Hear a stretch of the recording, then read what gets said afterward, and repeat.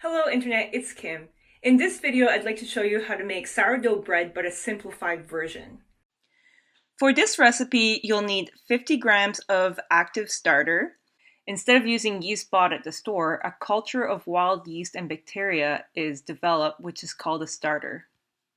You can either get one from a bakery or from a friend, or you can make it yourself, but it takes about 2 weeks, and there's some good YouTube videos to get you started on that.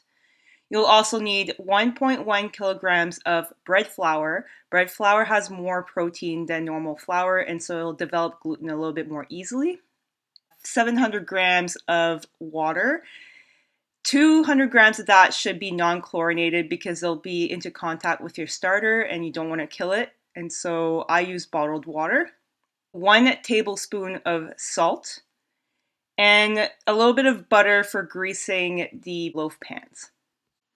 As for equipment, you'll need a kitchen scale, 2 1.4 liters loaf pans, a mixer with a dough hook, but that is optional because you can also knead by hand. There's no need for Banneton baskets or Dutch oven in this method. Since we are dealing with living organisms, we still need to do a little bit of planning when making sourdough bread, and there's no way to get around that. I begin by taking the starter that I store in the fridge and feed it to wake it up. The next day, I feed the starter one last time, and in a separate bowl, I prepare the bulk of my dough to allow it to autolyze. I leave both alone for about 8 hours, as that is when my starter reaches its peak. When I mix the rest of the ingredients together, I knead only once and let it rise, which takes about 8 hours. Then the dough is ready to bake. I would also like to point out that I have optimized my method as to not have to throw any sourdough. So in this method, I am reducing waste. My starter is what you see at the bottom of the jar here, and I've kept this one going for over 3 years. I keep this in the fridge so that I only need to feed it every week or two, but at room temperature it would need to be fed about every day. I feed it 1 part old starter, 1 part flour, and 1 part water. The day before, I take the starter out of the fridge and wake it up with an initial feeding. Here in a jar, I have 50 grams of starter, so I add 50 grams of water and then 50 grams of flour. As you're feeding your starter, it's super important that you throw flour all over the place, all over your counter, everywhere, on yourself. I let this sit for 24 hours before I start anything else. Over the course of the day, you probably noticed that the starter was bubbling quite a bit, and that's a good sign. It shows that it's active. And at the end of our 24 hours, you'll probably notice that your starter is quite less thick. So it's been consuming some of the starches in the flour and it's breaking things down. Now your starter should be weighing about 150 grams. So for our last feeding, we'll be adding another 150 grams of water and another 150 grams of flour. As the starter activates, it could triple in size, so make sure you use a big enough bowl to contain it. Once again, I'll remind you that you need to throw flour all over the place to make this work. Remember to portion out 50 grams of the starter you just fed into a clean jar to put back into the fridge for the next time you need to make bread. Cover the rest of your starter to prevent it from drying out while it's activating. I don't like using plastic, so I simply cover my bowl with a plate. Your starter will need about 8 hours to activate. At the same time I feed the starter for the last time, I also prepare the bulk of the dough by mixing 2 cups of water with about 3 cups of flour. This is a technique in baking called autolyze. The flour becomes fully hydrated, which activates enzymes in the flour to break down starch. The broken down starch will help the wild yeast in the starter rise the loaf more easily. The autolyze technique also helps to start gluten development in the flour, and you'll notice the dough becomes more elastic. Dough only needs about 30 minutes to autolyze, but I leave it the full 8 hours as the starter activates to reduce the amount of times I need to go to the kitchen. I also cover the dough with a plate to prevent it from drying out. Now you can go to work for a full day or have a full night's sleep or just binge watch a show on Netflix. It's up to you. Now that the dough has gone through the autolyze process, you can see how the texture has changed. It's now more elastic than it was before. Here is the fully active starter. What you can see is that now it is very bubbly and has inflated quite a bit.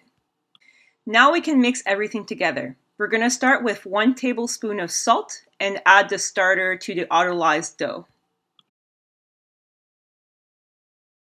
Next, take the dough to a mixer equipped with a dough hook and mix at a low speed.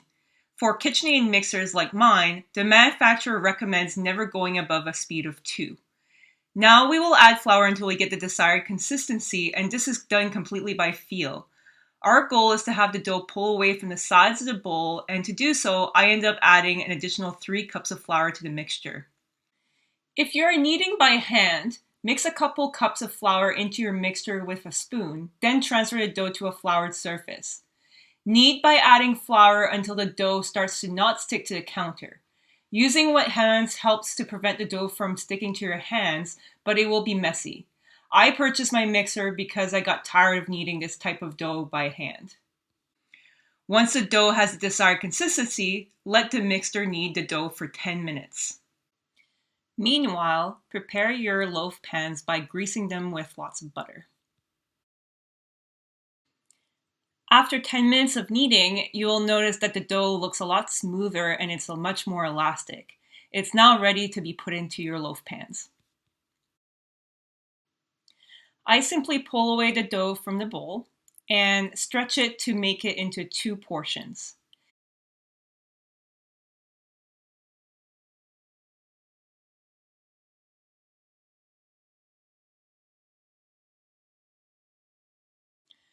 For each portion, I want the top part of the loaf to be as taut as possible.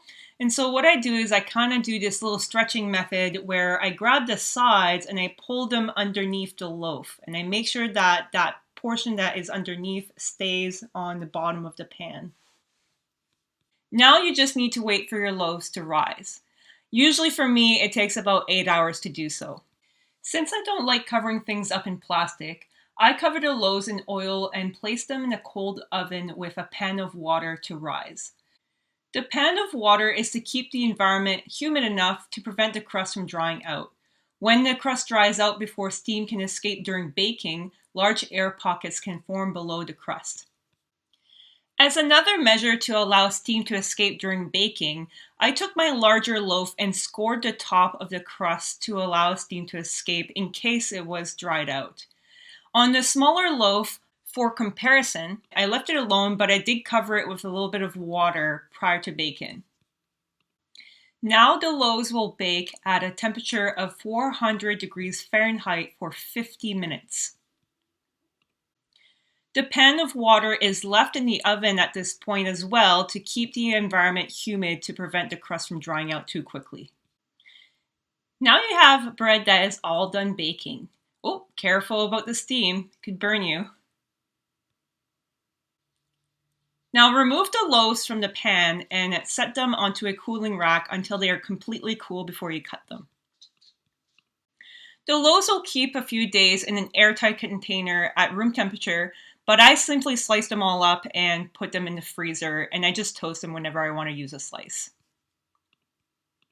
Concerning our little experiment, it seems that scoring the top of the loaves did prevent air bubbles from forming just below the crust, but brushing the tops of the crust with water before baking only helped a little bit. Well, I hope you enjoyed this video and maybe learned something through the process. Thank you for watching.